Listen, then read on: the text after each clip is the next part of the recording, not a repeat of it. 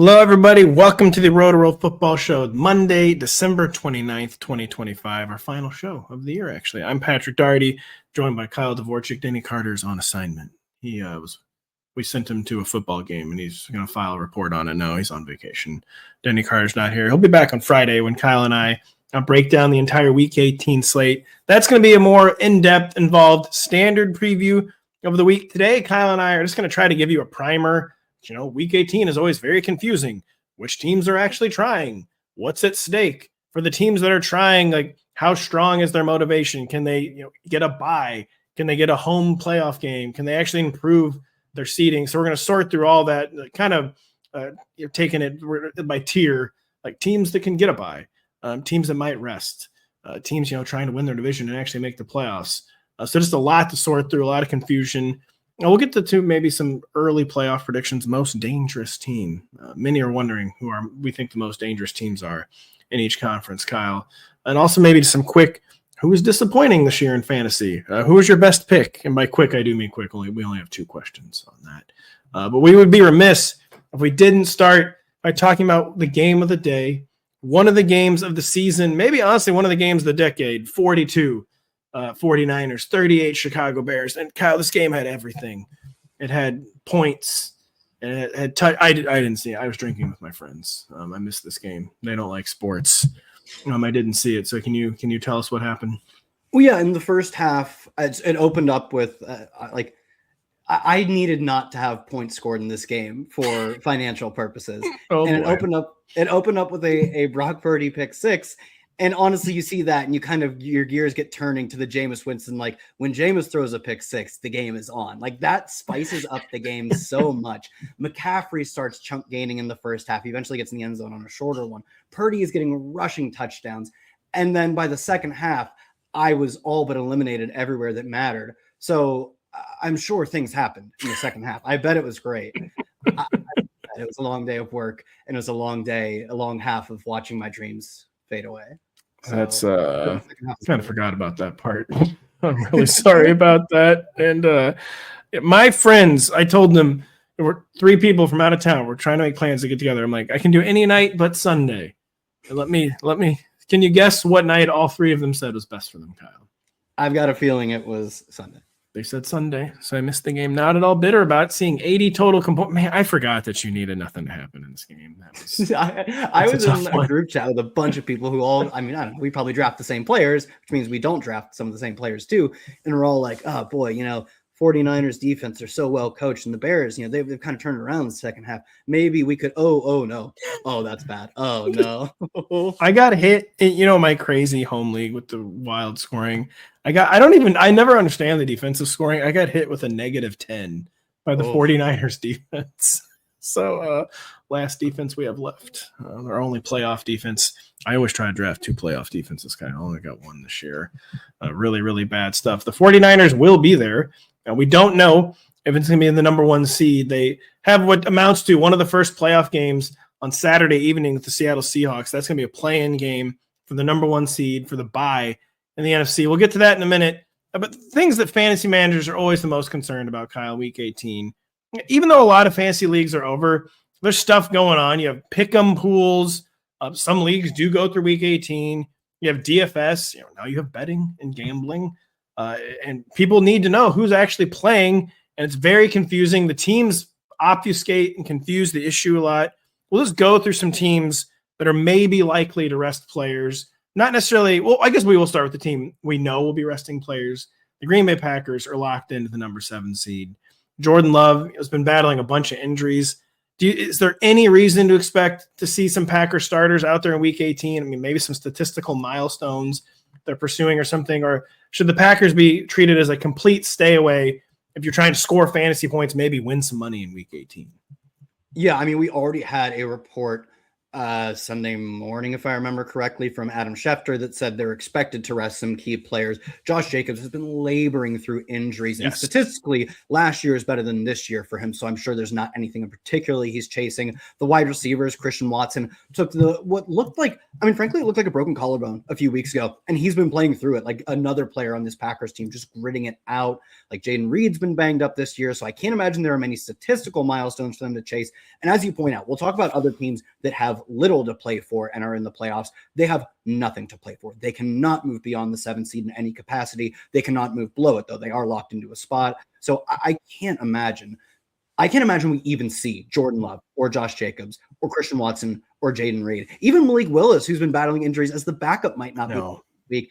I think it is both smart and the most probable outcome by far that not many, if any, players we care about play in this game. The Packers, they didn't want to lose to the Ravens, but after it happened, they probably weren't heartbroken that, they were locked in. They don't have to worry about week 18. What if I did tell you that Josh Jacobs 71 yards shy of 1,000? I don't think he'll go for it. This guy is, such a dog. Like, he wants it so bad. He wants it so bad. But and he's played through basically everything this year. But you would have to imagine the Packers coaching staff like, sorry, dude, like, you're not playing. Like, go. Yeah, literally go home to your house. Saquon Barkley going for insane records last year. Yes. Let alone Josh Jacobs going for 1,000, which I'm sure means something to him. But it's not an insane record. I did not see anything that would say he has financial ties to that. And he's so hurt, right? It's not that just it would. We're not trying to prevent future injuries. He's dealing with very serious injuries right now. So I don't think they'll go for it, but definitely something you probably have to watch this week, at least a little bit. He already has 4 1,000-yard seasons. I think Josh Jacobs, his number of snaps on Sunday will be 0, but we'll monitor it for you. We'll let you know as the week goes on. The Bills are a more vexing one to me, Kyle. They're not playing particularly well, but their most important players banged up. They're always super banged up. The Bills are kind of underrated for the 49ers, the Chargers always get a lot of attention for always being super hurt. The Bills are just always a super injured team. They're locked into a wild card. They're the 5 through the 7 seed. There is a difference between the 5 seed and the 7 seed. Like, you could end up hosting a playoff game as the 5 seed. You could end up hosting the AFC Championship game. But do you think that's enough of a reason for the Bills to take this seriously? I think we talked about it. I can't remember if it was you or I talking about this Sunday night. I think Josh Allen actually will start. I was talking about this with Eric. He did this a few years ago. He started because he wanted to start stat. I actually think so. He might come out there for the literal first play. Maybe the first series. Sort of Iron Man starts consecutive record because he just doesn't miss time. He fights through everything. That's a good point. I actually totally agree. I was on the fence of whether he and some of the other starters would play. He is tremendously hurt right now. You could just see him laboring through the lower body stuff in their loss to the Eagles. But you're right. That's exactly what happened either last year or 2 years ago. I forget which year it was, where he did go out and play a drive or two. It'll help keep the team fresh too. Like, I think coaches especially value getting some amount of live reps, even if they know. Even just honestly warming up for the game like you're going to play. Sure, yeah. It's probably good. I bet those things make small differences, and coaches probably perceive them as larger differences than maybe they even exist. You're right. I actually do think Josh Allen plays and does not play long at all. Maybe truly just a drive or a snap. And I think the same will be true of almost all of the notable fantasy players. They, like you said, it actually does matter. They could go as low as the 7 or as high as the 5, and 5 does get them not only a better matchup, but if there are upsets, especially in a year where juggernauts like the Ravens could be out, the Chiefs are out, the Bengals are out, the 7th seed and the 6th seed could end up pulling off wins, and it could be a matchup that matters to get home field advantage for down the road. I still don't think they'll pursue it that hard, specifically because of the Josh Allen injury. I think he gets under a quarter. If anything, he gets under 2 drives even. But you're right. He probably does actually make, in a technical sense, the start. I wonder if they have to be listen, dude, the Broncos are the number 1 seed. We're going to end up hosting the AFC Championship game. Yeah. Let me be clear. The Broncos are losing the divisional round, but they are going to prioritize health. And I do think he's going to start. So he likes that game started streak. I will say, Josh, man, stop messing up your per game stats, though. You come out there, you don't even throw a pass that obliterates your career per game stats. It's going to mess up all the graphics from here to eternity when we're talking about your career after you're retired. That's neither here nor there. The Rams, Kyle, they're locked into the 5 to 7 seed. They always rest players when given the opportunity, but Matthew Stafford's pursuing the MVP. Who knows how many he could get 45, 46 touchdowns when it's all said and done this year. They too, and the NFC that is so loaded, they might view it like it's a year where a small difference could be the key. So they could end up deciding there's a huge difference between the 5 seed and even the 6 seed in a playoff field that is so loaded in the NFC. But what is your gut? What is your read on how much, if at all, the Rams starters will play in week 18? We must add the caveat too. The Rams have still not even played in week 17 as we are recording this. So that can maybe affect this discussion. But what do you think we'll see from the Rams in week 18? I can't imagine they play a full game. Like you said, McVay is actually one of the coaches who's been more liberal. Just when time off presents itself, he'll just take it. So like you said, maybe they go out and they let Stafford get the start, specifically give him a drive or two to keep everyone fresh, to maybe try and get him a few more touchdowns for the MVP, which he's the favorite for right now. I think he's like minus 230 as of this morning. So he's like a reasonable favorite to get it. And he hasn't even played week 17 yet. So his stats will probably jump to, so he's at 40 touchdowns right now. He'll probably 40, his career high is 41. I'm sure he does want to get to 42 probably. Yeah. He should get that tonight though. You'd think that he locks that up against the Falcons, whose defense has kind of fallen off in the second half of the year. I think I would set the line at 1.5 quarters. Like, I don't think the starters make it to halftime. And I think what's more likely, that they make it out of halftime or they do not play a snap. Do not play a snap is probably way more likely than playing even a full 2 quarters, frankly. Well, and also the good news for the Rams and Matthew Stafford, and maybe even fantasy players, they are playing the Cardinals. So in week 18, so that's like classic, like, listen, man, you got 20 minutes of game time. Like, go out there, like, do your worst. Like, that's at least 2 touchdowns. That might be 3. See if you can push it to 4 in 20 minutes. But boy, the Cardinals. I watched the Cardinals-Bengals game. Oh. The Cardinals wouldn't say they're working overly hard to save Jonathan Gannon's job. Man, that's real tough, John. That's real tough, man. Yeah, like, oh man, damn, that's crazy. In the middle of a play, like, you see that guy with the football going by, John. You are not gonna like that. Yeah, no. Chase him down. He's gone. I'm sorry. The Cardinals, of course, gave up a 21-yard reception to an offensive guard against the Cincinnati. Cody Ford was celebrating his birthday. This is not a joke. They let him catch a pass? Yes, the Cardinals didn't let him. The Bengals, for his birthday, threw to him, and then he tacked on yak. He had a lot of yak. That's embarrassing. Yeah. You cannot give that up. I got to go find this play. Yeah, Cody Ford had yak down the right sideline. It's worth checking out if you've not seen it. I'm a little more confused when it comes to week 18 motivation and the Los Angeles Chargers. I almost called them the San Diego Chargers after all these years. They're locked into the 5 to 7 seed. They cannot get a home game. Obviously cannot get the bye, but loaded field at the back there, like very loaded fields in both conferences this year. The Chargers have the weird thing too. There's always this, it's like the Broncos do need to win this game. And there usually is like an honor code in the NFL. Like, if the game is important to one of the teams, the other team typically does not lay down. This is kind of honestly the right thing to do. But the Chargers could decide that they want to play honorable football. But like, dude, we're the Chargers. We are so hurt. Like, I don't know if you've checked us out lately. Like, we are hella mega banged up. We need to rest. What do you think the Chargers are going to do in week 18 against the Broncos? I think they play the full 4 quarters, albeit with some like scoreboard watching. They get down 3 scores at halftime. Maybe they throw in the white flag, but they had a somewhat similar situation. I believe it was exactly last year, because they could have flipped from anywhere from, at the time, I think it was the 5 to the 7 seed, much like this time.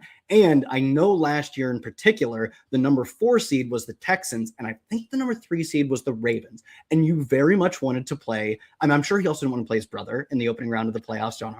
Jim didn't want to play John or whatever. But also, the Texans were just a meaningfully worse team than the Ravens. So if you were thinking ahead like that, you actually really did want to get specifically the 5 so you could take on the Texans and not have to face, I know the Ravens in the playoffs aren't exactly the Ravens in the regular season, but you didn't want to face the Ravens, the regular season team in the playoffs if that team ended up showing up. And that's exactly what they did. They went out and they ended up getting to play the Texans. And I don't remember how it went, but I'm sure it went fine. Yeah, went really well for the Chargers. We no need to go to Pro Football Reference see if the quarterback threw more interceptions in that game than he had all season for the Chargers. But that is a weird one. Played their week 18 to get that seed. I think their starters made it that close to the entire game, if not the entire game in week 18.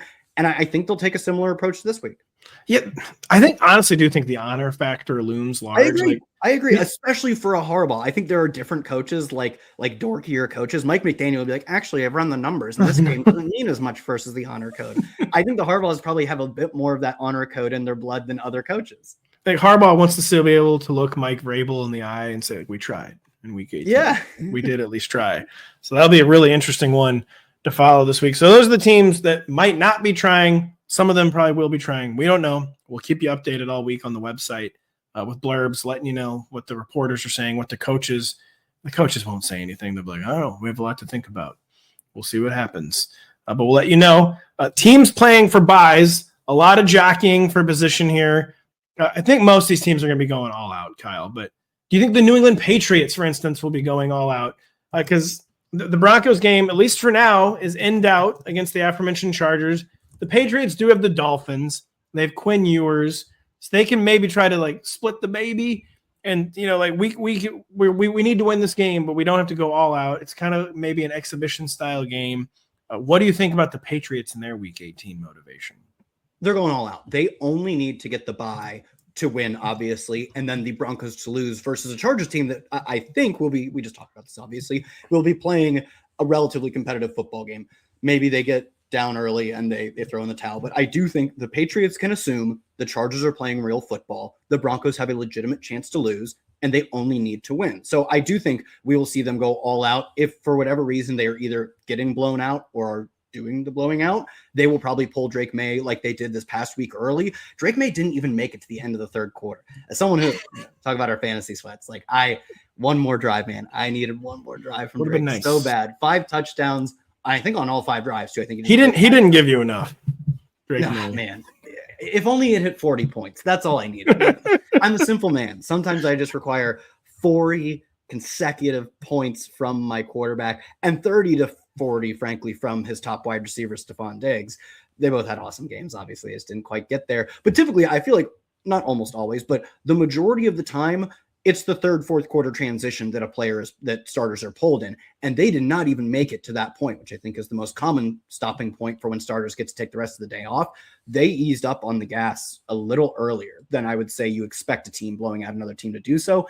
I would very much expect that mentality versus the Dolphins. If they are up 30 in the third quarter, even if it's the start of the third quarter, even if it's at halftime, they might pull early. They will be going all out for the win, but once they know they have it secured, I don't think they will keep their foot on the gas. You know, it's a good work if you can get it, is playing the Dolphins and Jets in weeks 17 and 18. You can kind of eat. So they're kind of getting a bye by another name. Like even if they don't get the bye, there's a decent chance they play one full game of their starters over the final 2 weeks of the season. But I would also say, confounding factor, we mentioned Matthew Stafford and MVP. They could want to make like one final, like truly light up the box score push for Drake May. But that will be a secondary concern. That's only maybe like if the circumstances are perfect, which they rarely are. That is a factor for the Patriots. We know the Patriots can be trying for at least a while in that game. We think the Jacksonville Jaguars are probably going to be going all out to win, Kyle. They have an outside shot at the number 1 overall seed. They still need to win to even secure the AFC South. The Houston Texans can still win that division, which is kind of crazy. So for a lot for the Jaguars to play for, they are playing the Tennessee Titans. I've been playing better of late, but one of the very worst teams in football. Any concerns with the Jaguars, who's I just laid out, despite the soft opponent, they have a lot to play for. They need to win this game. Yeah, I think if they were only playing for the bye, had they already secured the AFC South, they're very much at pull players early risk, and they're even at like only play a ceremonious drive or two. That's not the case. To your point, they need to win or see the Texans lose. They will not know the Texans' outcome until within a few minutes of their own outcome because the NFL, good job on the NFL scheduling, scheduled both of those teams to play at 1. So the Jags can just go out, win, don't even have to scoreboard watch. Maybe if they see the Texans getting rocked, they would not. Well, the Texans are probably playing Riley Leonard. So I know. Yeah, exactly. Maybe if they see the Texans getting rocked, if that was realistic at all. But also another, feather in the cap of the NFL schedulers, the Jags can get the number 1 seed with losses by the Broncos, which is reasonable. A loss by the Patriots, which is not nearly as reasonable. But the Jags play at 1. Both of those teams play at the 4:00 window. If you're on the East Coast, at least play in the 4:00 window. So they will not know the outcomes of either of those games until the final minute of their game, unless they're losing, obviously. They will still be playing as if the number 1 seed is in play. I do think outside of blowout risk, right? Where they're just a little more quick on the trigger to pull players in a blowout. We're getting a full 4 quarters or close to it from the Jags as well. I don't think we're missing any angles in this one. Not as much going on at the top of the NFC. Only 2 teams can get the bye. The Seahawks and the 49ers. They're going heads up on Saturday night on ESPN. There's really nothing to say here other than we get an early playoff preview here. Kind of like the Vikings and Lions last year, right? No holes to poke in this one, right, Kyle? No, the only funny thing is that the 49ers win. The 49ers win the division in the event of a tie. So, like, at the end of the game, they'll be a little more incentivized to bleed the clock if it's going to, like... Which you do see. We've seen it a few times in the past 5 years where there have been times where a team really should be playing for the tie. They almost never do it. Right, it was Raiders-Chargers where... It was Brandon Staley. Brandon Staley's lowest moment where all he needed to do was tie. And the Raiders were like willing to give the Raiders were conceding the tie. They were conceding the tie. And the Chargers didn't take it. That was such a funny game. The Chargers didn't take it and then giving up the L because they chose, not to take it.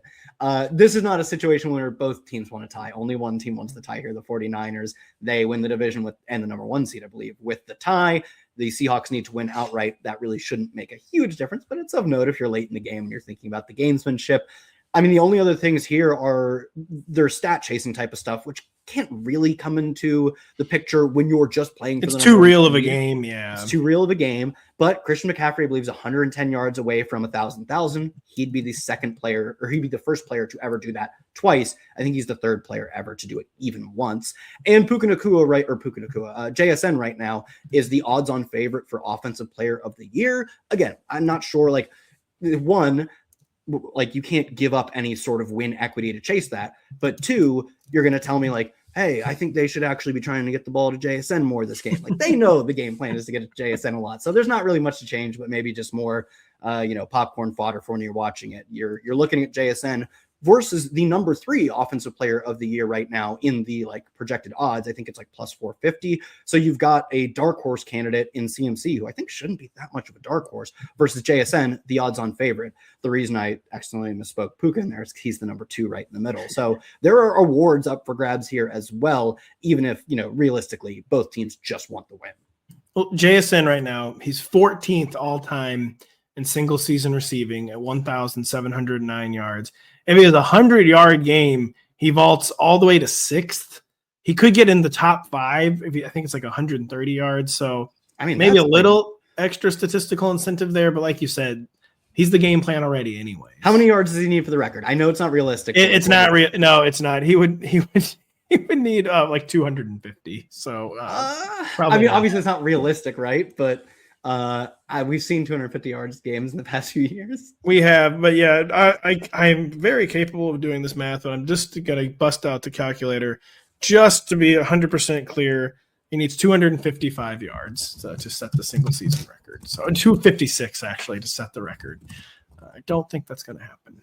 So no, it's not going to happen. But a boy can dream. He could do 239. He would pass Cooper Kupp for second all time. But yeah. Oh, that would be nice. I mean, yeah. So in the past since 2020, so 6 years now or whatever, the most receiving yards in a game is 269. So it's the record's over 300. I believe it's Flipper Anderson said it. Julio also went over 300 one time. Yeah. I think Calvin might have a 300 game. He had the awesome game where him and Des Bryant were dueling for insane numbers. So yes, it's obviously not realistic at all, but is it mathematically possible, especially if this game, which I think is possible, ends up looking like the 49ers Bears game, which we both watched to completion full 4 quarters last night.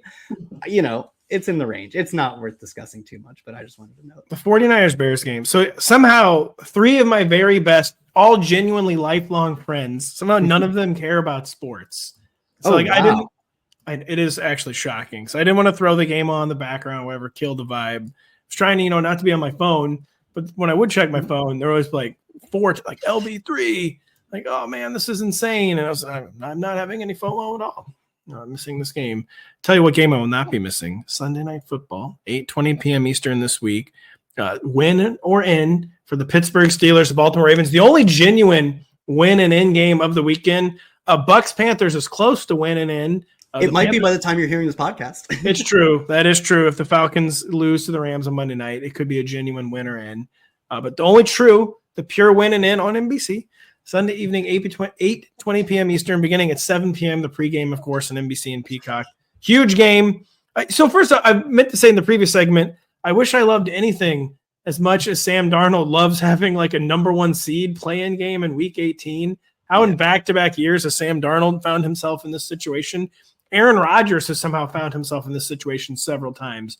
A win and in Sunday night game. His final game as a Packer was a win and in with the Lions, and they lost. The Lions did not make it in. The Packers would have made it if they had won. The Lions played spoiler because wasn't that Dan Campbell's first? It was Dan Campbell's second or third year, but it was like their coming out party. Like their arrival was like a real team. You're right. It was second year. First year was a struggle. Second year was the coming out party that culminated in playing spoiler for the Packers, where they hadn't fully arrived, but they legitimized themselves with that win. That was a good memory. So yeah, Aaron Rodgers has been here before.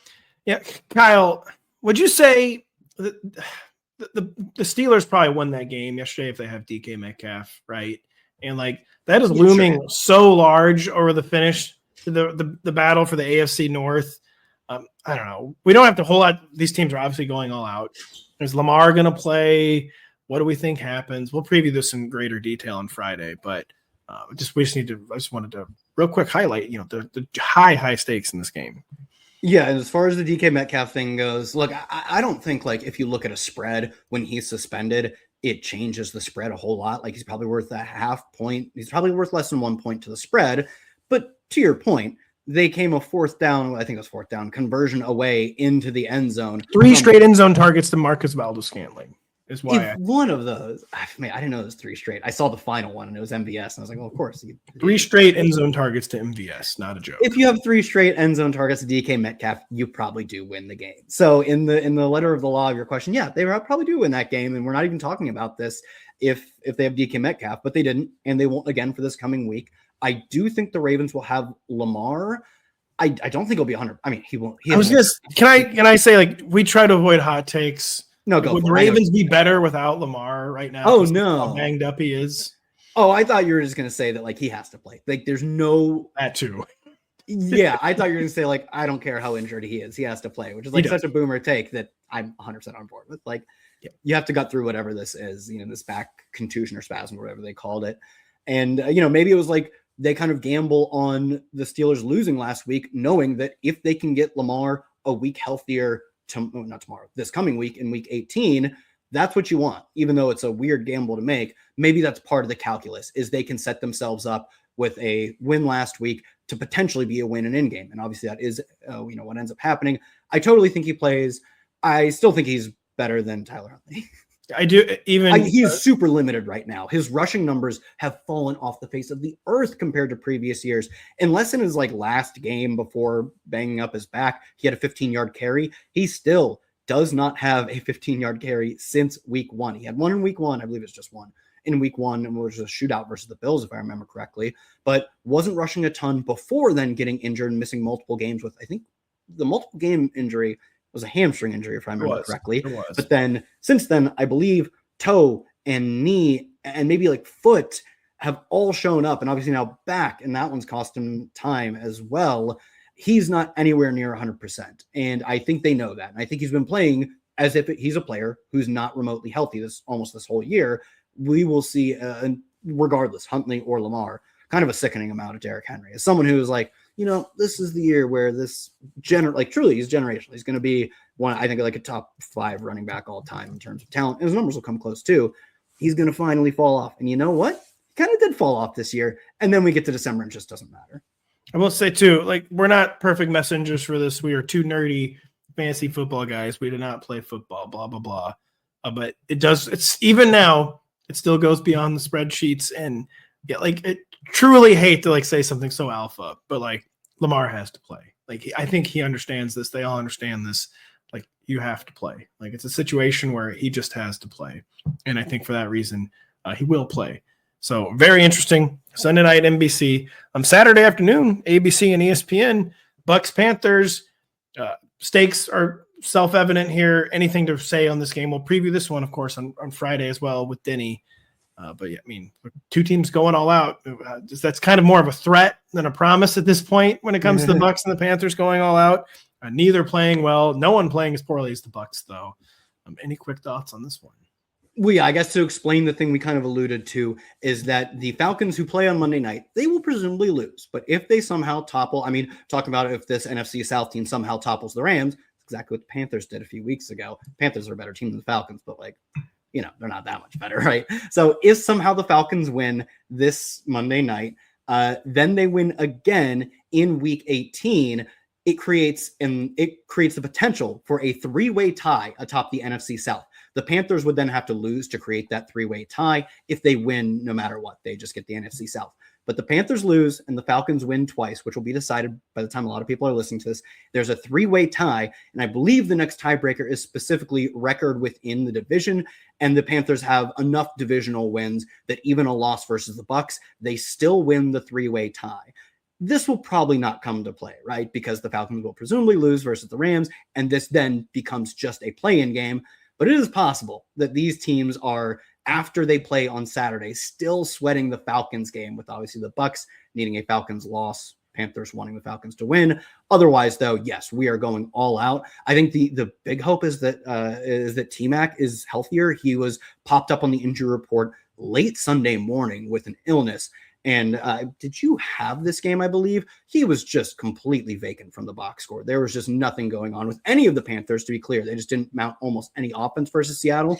But I think had he not been dealing with that, whatever he was dealing with, they could have mounted some offense. They would have still lost, right? But it wouldn't have been, like you said, one of the worst net passing yard performances of the year and of Bryce Young's career. So he was at like 54 yards plus some sack yards lost. 14 yards lost on the sack, so 40 net passing for Bryce Young. 40 net passing. So I think they stand a much better chance with T-Mac, and not in the lineup because he's been in the lineup, but with him hopefully not dealing with whatever he's dealing with.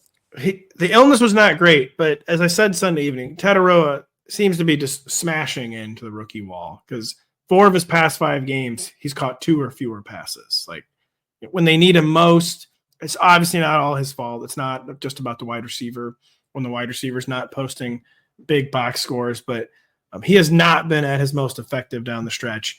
The good news for him, he's not going to be ill, presumably, on Saturday. And the Bucs defense is a pass funnel defense. Like there's production for the taking. It should be a much better setup for Tataroa. And much better, still alive in fantasy. You'll get something better from Tataroa. But your league's probably done. And if it's somehow not done, you are probably done because Tataroa is not helping the cause the past few weeks. That's some of the more straightforward playoff stuff. There are teams that can prove their seeding. AFC, the only real team is the Texans. We went over the Chargers earlier. They could too. Yeah. They're playing each other. Can flip from home, winning division to not, and that is really what matters, right? It gets you obviously a better matchup, but it more importantly gives you home field advantage for round 1 and better opportunities for home field advantage for the remainder of the playoffs. So I agree. That's the one that really makes a difference. Chargers, Bills, Eagles, etc. Eagles can flip between 2 and 3. Do we even mention the Eagles? I don't think. Maybe we're going to talk about the Eagles and the Bears in just a minute because we're just doing the AFC. I was about to say the Texans are playing the Chargers. That just already happened. They're playing the Colts. But the Texans have more motivation than the Chargers because the Texans can actually win the division, whereas the Chargers cannot win the division. So we were a little murky on the Chargers' motivation. Basically, this was to tee us up to say we're not murky on the Texans' motivation. Maybe they bury the Colts early and call off the dogs, take out the starters, but the Texans will be going all out in this game. Despite, they're underdogs to win the division because the Jaguars have the Titans, but they're not going to leave anything to chance. The Texans will be going all out in this game. You agree, correct? Yeah, Jags have the Titans. They're probably going to beat the Titans, but Texans don't know that. And I mean, we talk about this all the time where we're like, the Browns probably the worst team in football, especially with the Titans kind of playing decent over the past few weeks. Not great, but decent over the past few weeks. Browns are probably the worst team in football. And if you're a Ravens fan, hold on. Tell me. The Raiders are obviously the worst team in football. I don't know. Maybe. What the Raiders have done is genuinely shameful. Yeah. I think in part that's because the Raiders were like, you know what? We're going to be good this year. And now they're contender for the worst. So the Browns were like, we're going to be exactly who you think we are. Yeah, so our expectations are so much lower. Yeah, but the Jets honestly have something to say about it too. Like the Jets. If anything, I think the Jets. Yeah, no, the Jets they feel disrespected that we're not considering. They do. Yes. So that's true. Yeah, no, the Browns, you're right. They're not, I shouldn't oversell how bad or undersell how bad the Raiders and the Jets are. Anyway, though, the Steelers should be in no business losing a game to the Browns and the Browns come out and win. You have to take that kind of mentality if you're the Texans, saying like the Titans can pull this off. We have to be going all out. And it's because it matters a lot to them. Flipping between the 5 and the 7 and the 6 seed is nice. It can make a difference in the long run. But getting home field advantage for the opening round and better shots at home field advantage for subsequent rounds really does make a difference. So yeah, they'll be going all out. And like you said, the only real exception would be in a blowout in either direction. They're more likely to pull their starters, but that will be because the game is already, for practical purposes, decided. So we're not worried about the Texans' motivation. It's a little less straightforward with the Bears and the Eagles. They're locked in, I believe, to the 2 and 3 seeds. Correct me if I'm wrong, Kyle. But having the 2 seed is a lot better than having the 3 seed. When you have the 2 seed, you have a home game in the division round. Pretty big motivation there.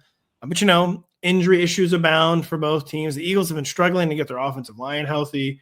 The Bears struggling to get their skill core healthy. Roma Dunze, highly banged up. Luther Burden, now banged up. Any chance the Bears do not go all out in Week 18? It seems I feel like a lot of times when a team is on the come up, the coach does not take their foot off the gas. Ben Johnson, of course, learned under Dan Campbell, who treated every Week 18 as must win. Not too concerned about the Bears. More concerned about the Eagles, who have a history of resting guys. But I think you had pointed out Nick Sirianni said they're going to go all out this week. How do you feel about the Eagles? How do you feel about the Bears treating Week 18 as a must-win? Oh, no, I haven't heard anything about the Eagles specifically. I think I was actually, the last time we talked about him, I was saying last year when I think whatever seed they already had, they had it locked up. They didn't let Saquon chase records at the end of the year. They didn't, which was a bit crazy. They had less to play. They either had the 1 or the 2 already locked up. I mean, they were already locked in more or less. There's the 2. They were already locked into the 2 is what it was last year. Yeah, and I think there's a decent chance they go with that approach again, or at least they're very much playing like Nick Sirianni is on the record after Sunday saying he was going to treat it like a real game. I just didn't know. Coaches love lying about. I didn't know how much value we should give that statement, though. It's probably should give us the lean that the starters start. I think that sentiment alone from Sirianni should tell us that the starters will be taking the field for the first snaps of the game. You tell me they're down 25 at halftime and they're still playing their starters out of the second half. I think that's a lot more unlikely. And I think it's more unlikely that their starters play the second half of this game than any other game of the year. But yeah, you're right. I do think that they start. And really, so for the playoff scenario that specifically for them is they need to win and the Bears need to lose for them to jump 3-2. The Bears just need a win to stick at the number 2 overall seed. Both of those teams have won their division already, but cannot get to the number 1 seed. They have. So it is interesting. The Eagles they're going to win if they try. They're playing the Commanders. The Bears are playing the Lions, who are quote unquote out of it. They're smarting. Again, Dan Campbell always treats Week 18 as a very real game. It's obviously now kind of a grudge match. I mean, not that they dislike each other, but I mean, there's something extra there when Ben Johnson and Dan Campbell. His opening presser was like, I'm going to look forward. I think, was he talking about the Packers, the Vikings? But like, I'm going to look forward to beating so-and-so 2 times a year. Like it was the Packers, spirit. I believe. Yeah. Yeah. But like, I think these guys have competitive spirit that I'm sure like when they do the coaches meetings in the spring or whenever that happens, like they'll let each other know what their record was versus so-and-so. So yeah, I think those teams are going to go all out. So we're trying to set the primer there. We'll do a quick look ahead to the playoffs right now, Kyle. The classic, like, who's the team you don't want to face? Who do you think the team is you don't want to face in the NFC? I think it's the 49ers because specifically, maybe my opinion will change in Week 18 if they get, romped by the Seahawks. But man, I mean, you talked about it. There's just something about Sam Darnold where I think in these big spots, specifically when teams can get pressure on him, when teams can put them behind the 8 ball in early downs, he doesn't always crumble, right? He's had his good spots. Like he had the second half versus the Rams where he looked like Sam Darnold derogatory in the first half and he played lights out in the second half. He dug himself out of the hole that, he dug for himself, but he got out of it with an awesome second half. But we have seen him, I think, implode more so than most other quarterbacks who are putting up top 10 numbers in the NFL. He's had a top 10 season at quarterback this year, but the lows have probably been lower than most other top 10 quarterbacks. And I think that makes it a bit more difficult when you're a bit more of a high variance team to, let's say they don't win in week 18, to go out and win a wild card, divisional, championship, and a Super Bowl all in a row, because you have to avoid the Sam Darnold implosion, or other pieces have to step up. And it can be the defense, right? They have an awesome defense. But I think it just makes it a little hard to string together a series of awesome games against really good opponents. I especially think the way Brock Purdy has played the past 2 years, I don't think he has as much of that sort of crumble under pressure streak in him, which it did very much seem like early in his career. Understandably so. He was like a day 3 pick coming into a very hard system to learn, who was not prepped as the starter. Early in his career, though, you could see that once he got out of the confines of the Shanahan system, he looked like you would expect a guy like Brock Purdy to look like. He is much better as a freelancer and under pressure nowadays. So to me, the 49ers are the best team in the NFC. Well, the 49ers are the class like don't let the 49ers get hot type of team, because if the 49ers, you particularly don't want them to get the number 1 seed, because as we know, Shanny is a circumstances guy. He needs things to be perfect. I view him as less likely to spring upsets on the road, even though that is something he has done in the NFC playoffs several times. But you don't want to let the 49ers get the number 1 seed, which you just laid out is very live to happen. But if we're going down the cliche road, I think the team you don't want to face, I feel probably is the Chicago Bears. And not that they're the best team, but they're the nothing to lose team. They're the young team. They're hungry. They haven't been here before. They won a rock fight on the road against the Eagles. They almost went a shootout on the road against the 49ers. A week after a really tightly contested game with the Packers, where the Bears, the class, they feel like they can win a game any way they need to.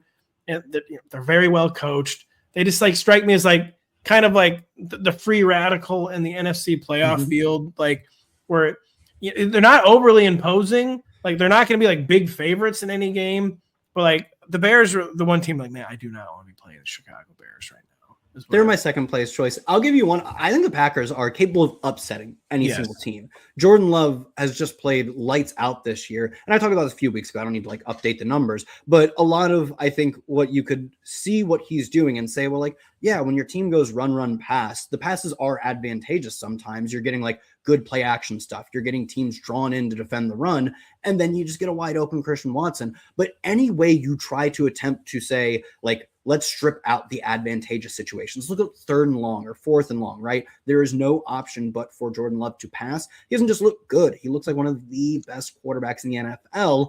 Obviously, the reason they are, where they cannot progress past the 7th seed, is I think stylistically, they want to play these ugly, low-scoring games. They don't want to unleash Jordan Love fully. He's been banged up throughout the year. Maybe that's part of it, right? But especially if they get him a little bit healthier, and they get Josh Jacobs and Christian Watson a little bit healthier by presumably resting all of their starters in week 18, they're a fresh team going into the wild card round with, I think, one of the best quarterbacks in the NFL. I think certainly one of the most underrated.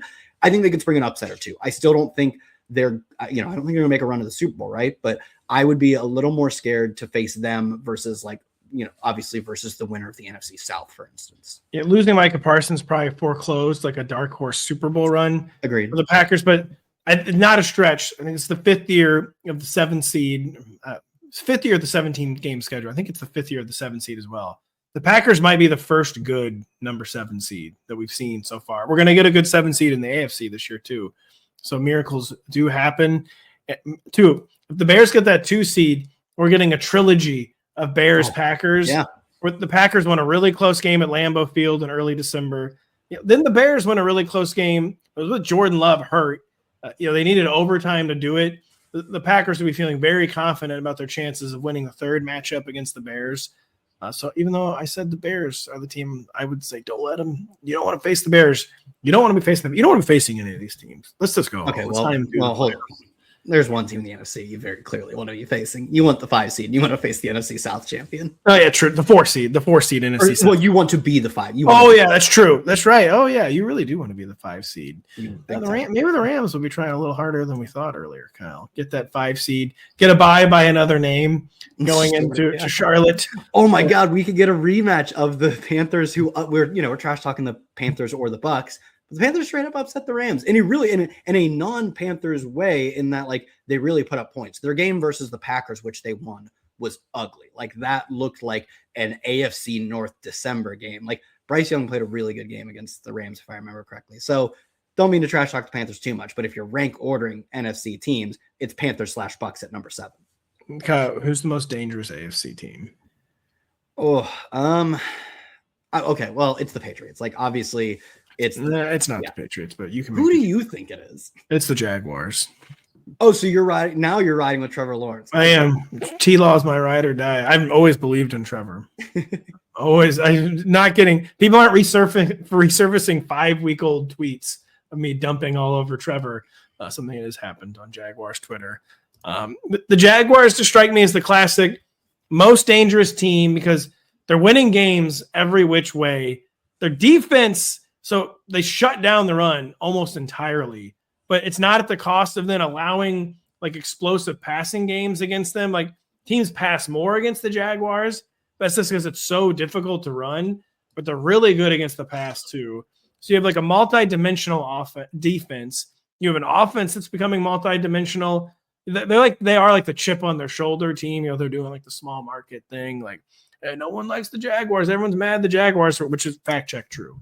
We are mad the Jaguars are good, but they're very, very good. Liam Cohen, he comes from the Belichick tree. Like he will do anything to win. Not from the Belichick tree in terms of personality. He strikes me as someone who would do like literally anything to win, maybe even unsavory.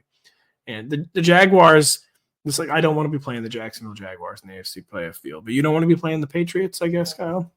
No, if I were voting for MVP, it'd be Drake May. I don't even think it'd be that close. Like Stafford's obviously played a great year, but like, you know, if I'm going off of what I think is valuable, right? I'm digging into my spreadsheets and I'm seeing Drake May as generating more EPA total than any other quarterback in the NFL. He's second in EPA per play, but he gets to control the offense more so than guys like Jordan Love, who, you know, I've talked about, I think is really good, right? But they put the ball in their quarterback's hands, the Patriots, more so than any other team when you're looking at that top of the efficiency metric. Sam Darnold's another guy who, like, he plays really well within structure, but they've manicured a lot for him. A lot of times it's just Drake May out there slinging it. Like there's no like, oh, we've designed this orbit motion and then the running back pitches it to someone. There was actually like an end around to Trevion Henderson this past week. But in general, they don't manicure so much of their stuff for their quarterback that it drastically limits his volume. He can go out. If you tell me any quarterback has to throw 50 times, who do I think wins? It is, I mean, in the entire playoff field, to me, it's like Drake May and Josh Allen. I think there's like a big gap after that. Because if you tell me Sam Darnold has 50 dropbacks, I'm like, oof, putting like, count me in for 7 sacks among 50 dropbacks. Whereas I feel good about Drake May winning in any capacity. Just when you watch him, he's probably the best quarterback in the NFL when you, at least this year he's been, because there's been some kind of downturns for some of the stars. But when you dig in the spreadsheets, he's the best quarterback in the NFL and it's not that close. I don't want to face that guy in the NFL. And I agree that I think the Jags are a more well-rounded team, more holistic team. Like you look at who Drake May is throwing to, and it's Stephon Diggs, who's having kind of a late year resurgence, but in part that's because they've actually started to have to play him more. They didn't even want to play him all the snaps the entire year. They're doing that a little bit more as of late. I get they don't have the weapons right now. Their offensive line is a little banged up as well. Should be getting healthier for the playoffs potentially. But I don't want to face Drake May. If there's any quarterback I don't want to face, it's Drake May. And quarterbacks control the outcome of games more than any other position. The top 3 picks from last year's draft, the Bears and Caleb Williams could have the 2 seed this year. The Commanders and Jaden Daniels, down year. They've already reached an NFC championship game with Jaden Daniels. The New England Patriots could get the 1 seed, could get an MVP. Pretty good quarterback crop there atop the 2024 draft board. We'll end here on fantasy. I didn't put a ton of thought into this. Put your heart into this. Come on, give it another try. What was your best pick of the season? Just overall, best ball redraft, just the player that you were really in on in the summer that has provided the most returns for you, Kyle, the best return on investment. I had to skip because I think I saw yours and I was like, that's a really good one. I'm going to pass on that. I was going to go Drake May. I just did my Drake May spiel. I'll go Harold Fannin. I think it was really rewarding to see. You and Denny both. Not that I was off Harold Fannin. You guys were all over Harold Fannin all summer. Like that's the classic. We could roll the tapes. Like guys, we gotta stop talking about Harold Fannin. Yeah, and so you know how we're gonna end the year talking about Harold Fannin, just like we should be. I think it was really rewarding to see the greatest single season of all time at tight end immediately translate, where we typically don't see. I mean, there's been a changing of the guard here, but in previous years, up until the past 2 or 3 years, essentially, tight end is a very difficult position to produce as a rookie. It's very difficult to produce when you're not a round 1 rookie. It's very difficult to produce when you have a really good starter ahead of you. Frankly, it's difficult to produce when you have like an able body ahead of you. So many coaches see a complete jag at tight end.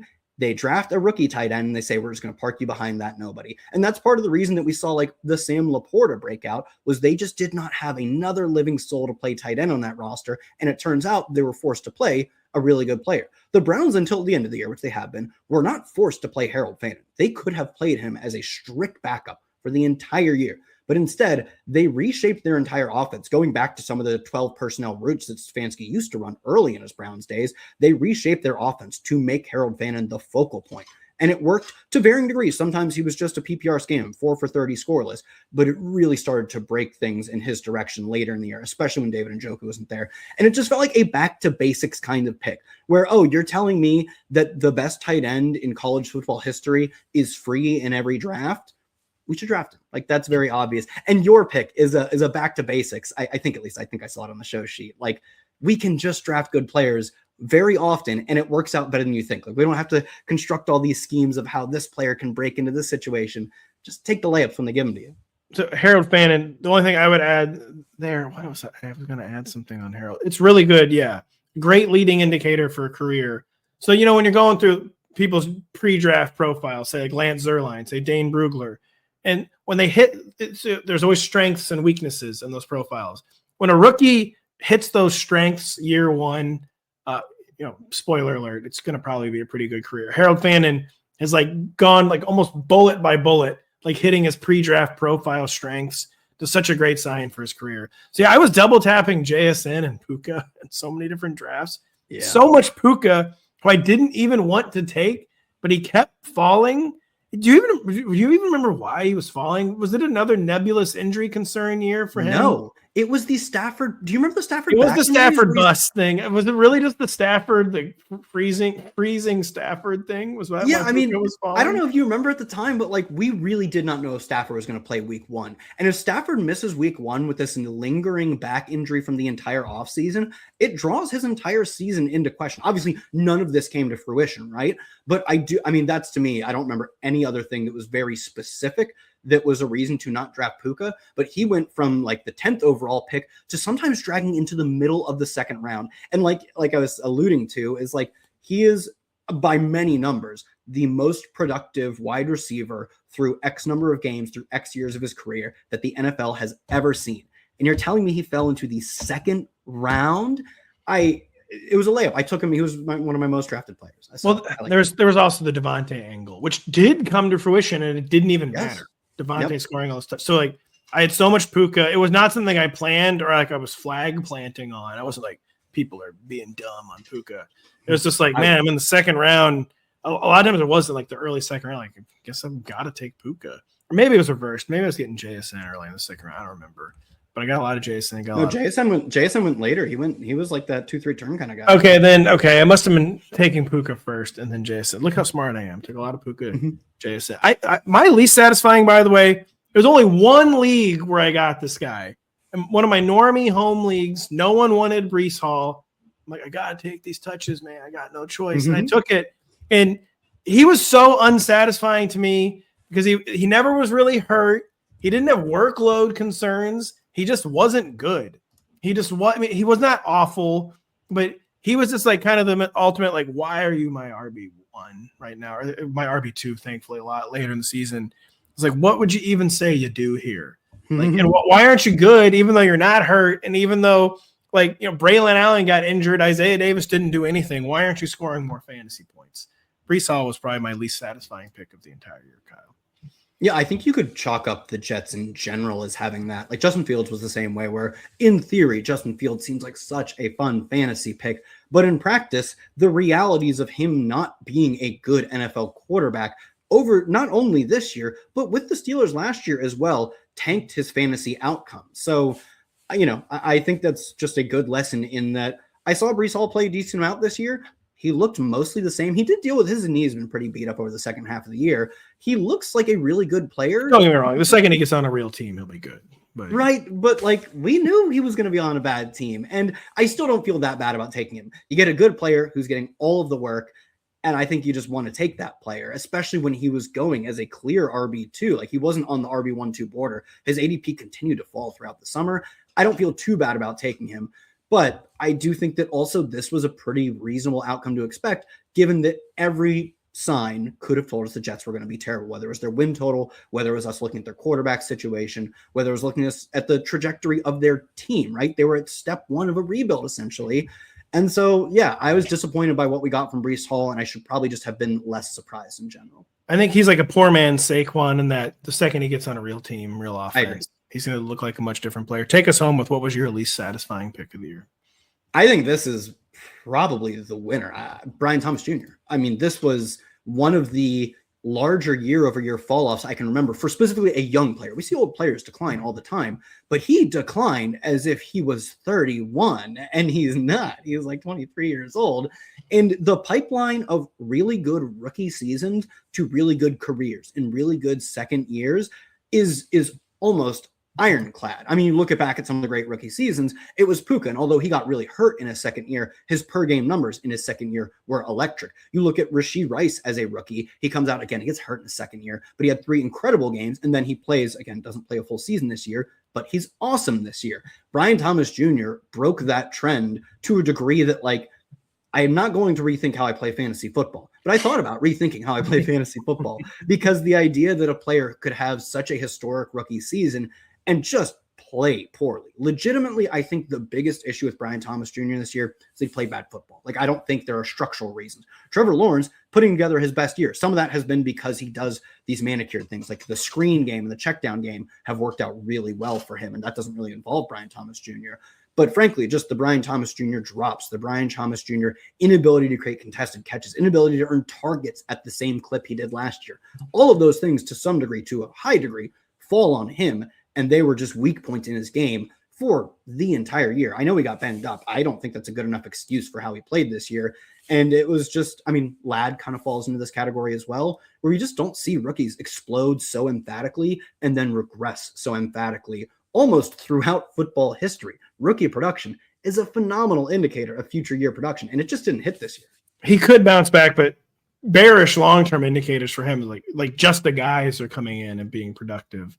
Like Parker and Washington. Signing 3-year extensions. That exactly, and the Jacoby Myers extension is not a great sign for BTJ's future. Still a young guy, though. I'm sure will be hotly debated all offseason. Of course, my truly satisfying pick was Bucky Irving. Wow. Yeah, I mean that's more injury based, but even all I can say is wow. But yeah, we'll talk about that one a lot more of the offseason. We'll talk about Week 18 a lot more when we preview the entire slate. Kyle will be back home. Denny will be back home. I'll be here at home. We'll go longer on some of the things we did today. We'll have new information, of course, by then. So thank you so much for listening. We hope you rejoin us on Friday. We hope you've had a successful season and you still got things going on in Week 18. Join us on Friday. We'll tell you all about it.